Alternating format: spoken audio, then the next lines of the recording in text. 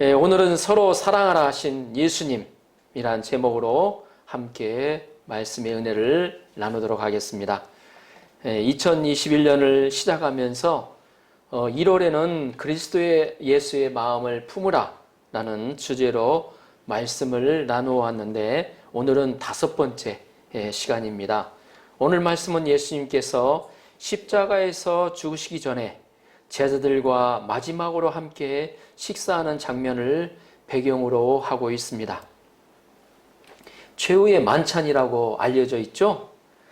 예수님께서 허리에 수건을 두르시고 제자들의 발을 씻기시는 장면이 13장 전반부에 나옵니다. 그리고 제자들 중에 하나가 자신을 팔 것이라고 충격적인 말씀도 하십니다. 그런 다음에 예수님은 오늘 본문 새 계명을 주십니다. 서로 사랑하라. 내가 너희를 사랑한 것 같이 너희도 서로 사랑하라. 이 시간 새 계명을 통해 주시는 은혜를 함께 나눌 수 있기를 기도합니다. 아멘. 31절, 32절을 보십시오. 그가 나간 후에 예수께서 이르시되 지금 인자가 영광을 받았고 하나님도 인자로 말미암아 영광을 받으셨도다. 만일 하나님이 그로 말미암아 영광을 받으셨으면 하나님도 자기로 말미암아 그에게 영광을 주시리니 곧 주시리라. 그가 나간 후에 예수님은 자신이 영광을 받았고 하나님도 영광을 받으셨다고 말씀하십니다. 여기서 그는 가룟 유다를 말합니다. 예수님은 최후의 만찬에서 제자들의 발을 한 사람 한 사람 씻겨 주셨습니다. 그 당시 발을 씻기는 것은 종이나 하는 일이었습니다. 그러나 예수님은 창조주로서 하나님으로서 제자들의 선생으로서 제자들의 발을 씻기시는 모습은 뭐라고 말로 표현할 수 없을 정도로 감동적입니다. 그리고 심령에 괴로워하시며 제자들 중 하나가 자신을 팔 것이라고 말씀하셨습니다. 그리고 제자들이 여기저기서 그가 누구냐고 묻자 예수님은 떡 한 조각을 적셔서 가룟 유다에게 주십니다. 30절에 보면 유다가 그 조각을 받고 곧 나가니 밤이러라 라고 기록하고 있습니다.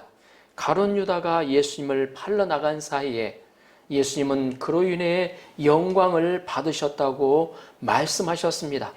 여기서 영광을 받으셨다는 것은 많은 군중으로부터 호산나 호산나 하시며 예수님을 열심히 환영하는 모습을 생각할 수 있습니다. 그러나 여기서 영광을 받으셨다는 것은 예수님의 십자가의 죽으심을 의미합니다. 예수님은 십자가의 죽으심으로 영광을 받으십니다. 그 십자가에 죽으신 예수님으로 말미암아 하나님도 영광을 받으십니다. 영광을 받으신 하나님은 예수님을 다시 살리셔서 그리스도로 영광을 주실 것입니다. 가룟 유다의 배신으로 예수님은 인류의 죄 문제를 해결하는 그리스도가 되십니다. 하나님은 예수님을 통하여 많은 사람들을 구원하는 역사를 이루어 주셨습니다. 우리는 여기서 예수님 자신이 십자가에서 죽으시는 것을 영광을 받을 대로 보셨다는 것에 주목해 볼 수가 있습니다. 사람들은 자기가 잘되고 상을 받을 때 또 유명해지고 출세하고 높아지는 것을 영광으로 생각합니다. 어느 누구도 죽는 것을 영광으로 생각하지 않습니다. 어느 누가 자기 생명을 버리는 것을 영광으로 생각하겠습니까? 그러나 하나님 안에서는 놀라운 영광이라는 것입니다. 지금 인자가 영광을 받았다. 나로 인하여 하나님도 영광을 받으셨도다. 이는 예수님이 죽음으로 끝나는 것이 아니라 부활하여 다시 살아나시기 때문입니다. 우리가 예수 그리스도 안에서 죽는 것을 영광으로 여기고 살아갈 때 주님도 나를 통해 큰 영광을 받으실 것입니다. 갈라디아서 2장 20절 올해 우리 서영이에게 주신 말씀이죠. 내가 그리스도와 함께 십자가에 못 박혔나니 그런즉 이제는 내가 사는 것이 아니요 오직 내 안에 그리스도께서 사시는 것이라. 이제 내가 육체 가운데 사는 것은 나를 사랑하사 나를 위하여 자기 자신을 버리신 하나님의 아들을 믿는 믿음 안에서 사는 것이라. 예수 그리스도 안에서 죽은 자신을 발견하고 오직 나는 죽이 되고 떡이 되더라도 예수님만이 내 안에 살게 하는 삶이 진정한 영광을 얻는 삶입니다. 예수님은 죽음을 미리 아시고 가룟 유다에 의해서 죽지 않을 수도 있었습니다. 가룟 유다를 처단할 수도 있었죠. 로마 역사에 나오는 시저는 자신이 가장 신뢰하는 신복 브루투스에 의해 죽임을 당했습니다. 그런데 만약 시저가 그 사실을 미리 알았다면 그를 어떻게 했겠습니까? 가만 놔뒀겠습니까?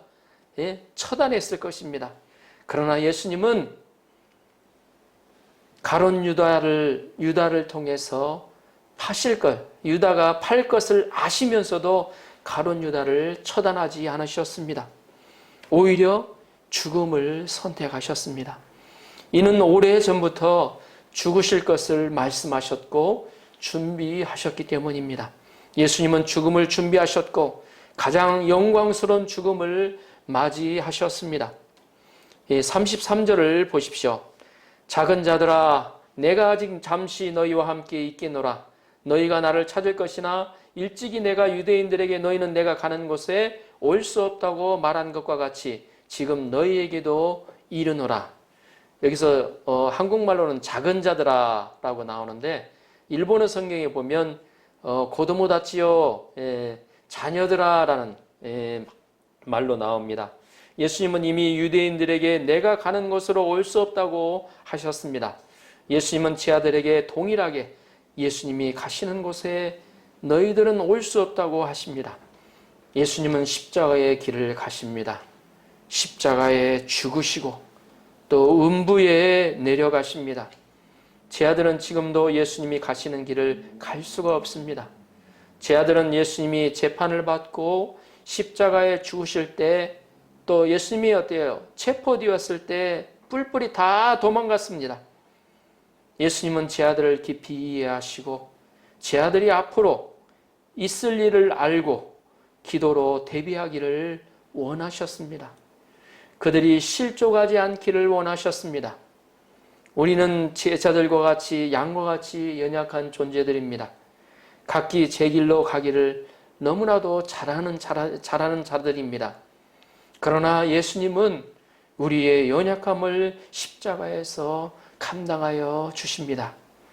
우리는 우리의 오직 목자 되신 예수님의 은혜 안에서 주님을 섬길 수가 있습니다. 제 아들은 나중에 예수님의 십자가에 죽습니다. 34절을 보십시오. 새 계명을 34절 같이 한번 읽어볼까요? 34절 시작. 새 계명을 너희에게 주노니 서로 사랑하라. 내가 너희를 사랑한 것 같이 너희도 서로 사랑하라. 이 말씀을 저희가 암송하셨으면 좋겠습니다. 새 계명, 마음에 나에게 주시는 음성으로 받았으면 좋겠습니다. 새 계명을 너희에게 주노니 새 계명을 혜영에게 주노니 서로 사랑하라. 내가 너희를 사랑한 것 같이 너희도 서로 사랑하라. 아멘. 예수님은 제 아들에게 새 계명을 주신다고 말씀하셨습니다. 구약에 보면 하나님이 십계명을 주시죠.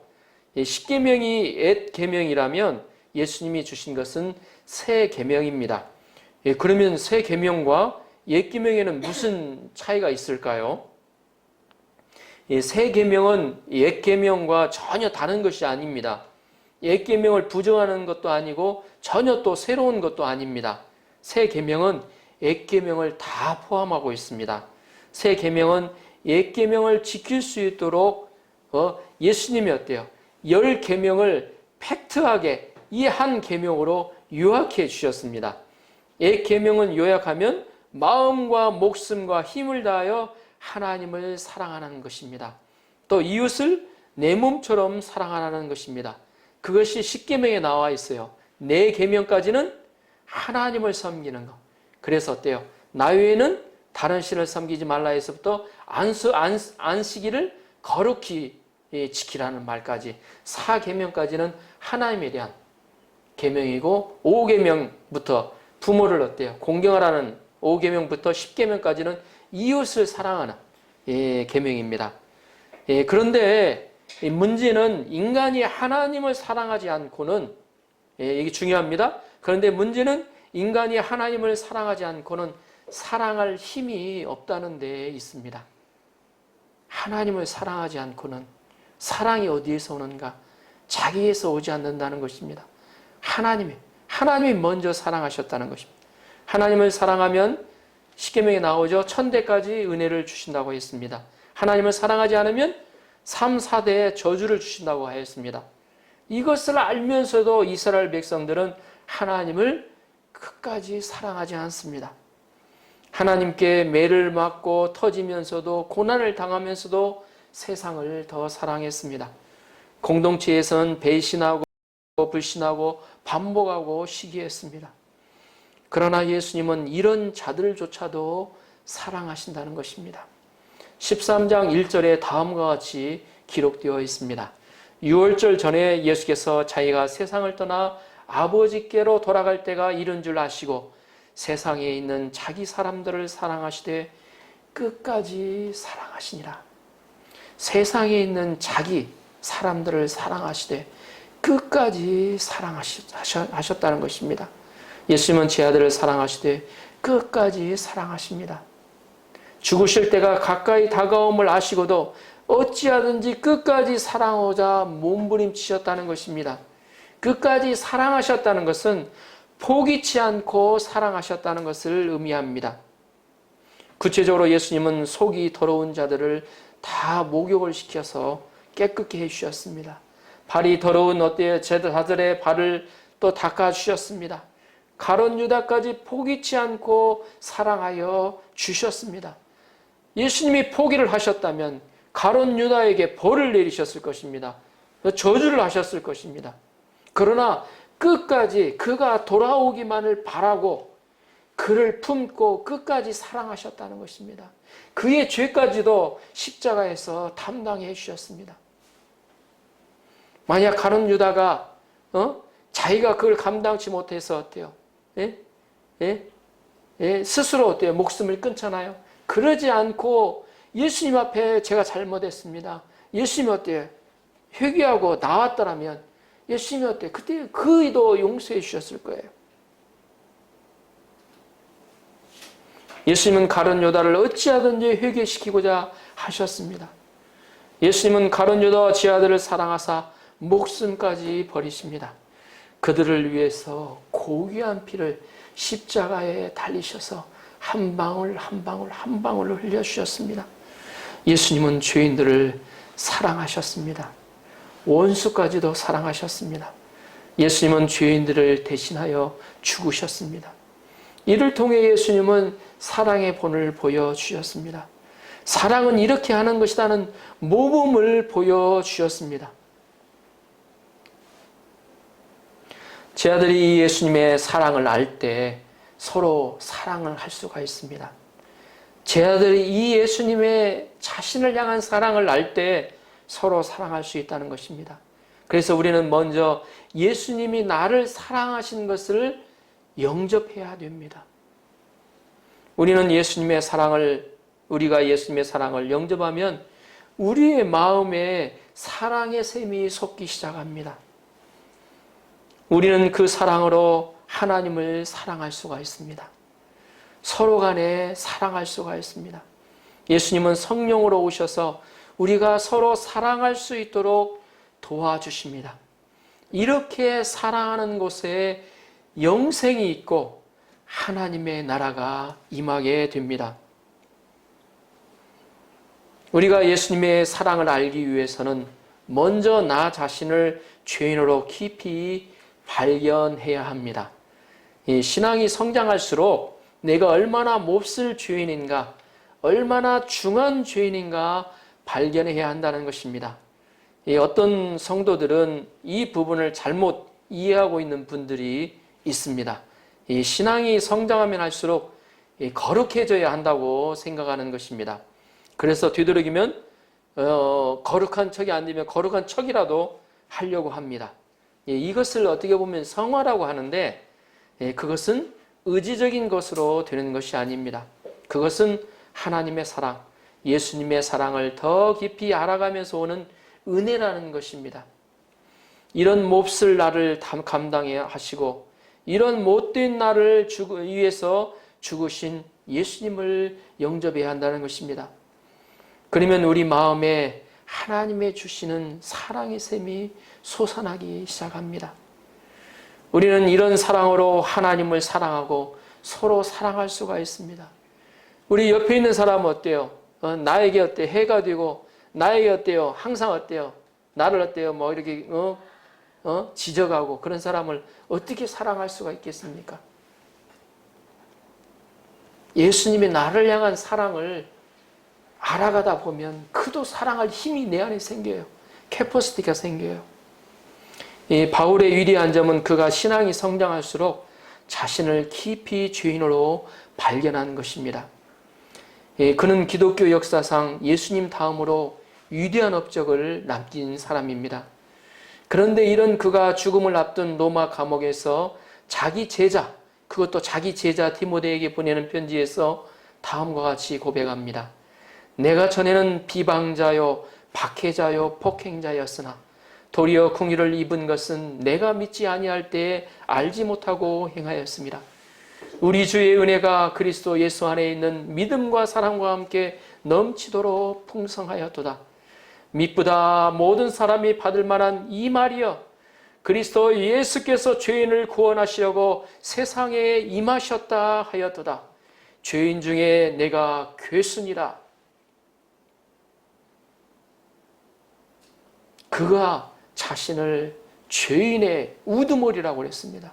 가장 나쁜, 가장 중한, 가장 어때요? 가장 악독한 죄인이라는 것입니다. 죄가 더한 곳에 은혜가 더욱 넘칩니다. 아멘. 그는 갈수록 하나님의 사랑을 깊이 깨달은 것입니다. 다윗의 위대한 점도 그는 평생 자신이 하나님의 은혜를 받을 자격이 없는 것을 깊이 깨달은 것입니다. 그런 자신을 사랑하신 하나님의 사랑을 항상 알고 기억하였습니다. 그런 하나님 앞에 나가서 내가 무엇이기에 나를 이렇게 사랑하십니까? 라고 기도합니다. 이들은 이런 사랑으로 하나님을 사랑하고 또 양들을 사랑할 수 있었습니다. 어느 권사님이 있습니다. 그런데 그 자녀들이 재수를 하고 삼수를 합니다. 주위 사람들도 어떻게 위로해 줄 수 없을 정도로 안타까워했다고 합니다. 그런데 정작 그 어머니 권사님은 항상 얼굴이 밝습니다. 그 이유를 물어보니 그분은 자녀들이 자신보다 낫다고 하였습니다. 그분은 예전에 집을 나가고 공부도 그만두었다고 했습니다. 그런데도 부모님은 그를 사랑하시고 믿어주시고 돌봐주셨다고 합니다. 그래서 지금의 자신이 되었다고 고백했습니다. 지금 자신의 자녀들은 집을 나가지 않았으니 감사하다고 하였다고 하였습니다. 권사님은 자신이 받은 사랑에 기초하여 자녀를 사랑하였습니다. 미국의 10위권 대학 중에 드는 스탠퍼드 대학이 있습니다. 우리 아실만한 분들은 잘 알 겁니다. 그 스탠퍼드는 사람의 이름인데 그 사람은 미국의 상원 의원이었고 부자였습니다. 그는 주위로부터 아주 존경받는 사람이었습니다. 그런데 하나밖에 없는 위아들이 사고로 세상을 떠나버리고 말았습니다. 그는 어때요? 소망이 사라져버린, 이제 살 목적을 잃었다고 하였습니다. 어느 날 밤에 아들이 꿈에 나타났습니다. 아버지, 이 세상에는 아들이 많습니다. 젊은이가 많습니다. 내 대신 저 사람들을 사랑하여 주십시오. 그는 굳게 결심하고 스탠퍼드 대학을 만들고 젊은이들을 지도자로 키우는 데 힘썼습니다. 그는 유서에서도 내 재산을 하나도 남기지 말고 젊은이들을 위해 써달라고 써 있습니다. 34절을 다시 한번 읽어보겠습니다. 새 계명을 너희에게 주노니 서로 사랑하라. 내가 너희를 사랑한 것 같이 너희도 서로 사랑하라. 아멘. 예수님은 새 계명을 주신다고 하셨습니다. 계명은 절대적입니다. 지켜도 되고 안 지켜도 되는 것이 아닙니다. 예수님이 절대적으로 주신 명령은 이 한 가지밖에 없습니다. 계명은 바로 나 자신을 위하여 주신 축복의 말씀입니다. 사람들은 사랑하는 마음이 생겨야 사랑한다고 합니다. 사랑하고자 하나 사랑이 안 생긴다고 합니다. 이런 사랑은 세상적인 에로스입니다. 이 에로스는 감정적인 사랑입니다. 그래서 어때요? 사랑할 만하니까 사랑하고, 사랑하지 말라 할 만한 안 하니까 사랑하지 않는 것이 바로 에로스적인 사랑입니다. 그러나 예수님의 사랑은 아가페적인 사랑입니다. 사랑은 좋아해서 하는 것이 아닙니다. 사랑은 이기적인 자신의 생각을 부인하고 상대방의 관심을 가지는 것입니다. 상대방을 배려하고 상대방의 필요를 채워주는 것입니다. 강도 만난 자와 같이 어려움에 처해 있는 사람들의 이웃이 되어주는 것입니다. 그들의 아픔을 들어주고 함께 이해해주고 공감해주는 것입니다. 상대방이 고통할 때 그와 함께 해주고 그리고 그 고통을 함께 기도하며 해결해 주는 것입니다. 사랑은 막이라는 것이 아니라 희생적인 것이요, 의지적인 것이요, 행동적인 것입니다. 사랑은 순종하는 것입니다. 사랑장으로 잘 알려져 있는 고린도전서 13장에는 사랑을 이렇게 표현하고 있습니다. 사랑은 오래 참고, 사랑은 온유하며 시기하지 아니하며 모든 것을 참으며 모든 것을 믿으며 모든 것을 바라며 모든 것을 견디느니라. 아멘. 우리는 사랑의 계명에 순종해서 기도해야 합니다. 우리는 서로 사랑할 수 있도록 기도해야 합니다. 그러면 사랑할 수 있습니다. 예수님은 서로 사랑하는 아름다운 공동체가 되기를 원하십니다. 사람들 사이에서 이런 사랑의 공동체가 세워지기를 원하세요. 각 교회가 이런 사랑의 공동체로 세워지기를 원하십니다. 그러나 사람들이 한둘 모이기 시작하면 그 안에 자연스럽게 따라오는 것들이 이 다툼이 일어나기 시작합니다.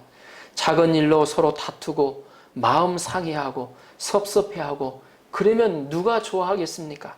바로 악한 마귀 사탄입니다. 그러면 우리가 서로 사랑하고자 할 때 방해되는 것이 무엇이 있을까요? 우리가 사랑의 공동체를 만들기 위해서 경계해야 할 것이 무엇입니까? 첫째, 이기적인 생각입니다. 이기적인 생각은 자기만을 위해서, 자기만 좋으면 좋다는 생각입니다. 자기만 좋으면 상대방은 어때요? 어떻게 되든지 상관없다는 생각입니다. 모든 것을 자기 중심적으로 생각합니다. 이기적인 생각은 죄악된 본성에서 나오는 생각입니다. 병든 생각입니다. 사도행전 5장에 보면 아나니아와 삽비라가 나옵니다. 베드로의 설교를 초대교회에서 베드로의 설교를 듣고 3,000명, 5,000명의 사람들이 회개하고 사랑의 공동체가 이루어졌습니다. 그때 모두들 한 마음과 한 뜻이 되어 모든 물건을 서로 통용하고 자기 재물을 조금이라도 자기 것이라고 하는 이가 없었습니다. 그럴 때 아나니아와 삽비라는 자기의 소유를 팔아 그 값에서 얼마를 감추는 것으로 죽임을 당했습니다. 이기적인 생각은 성령을 거스리고 성령의 역사를 회방하는 죄악입니다.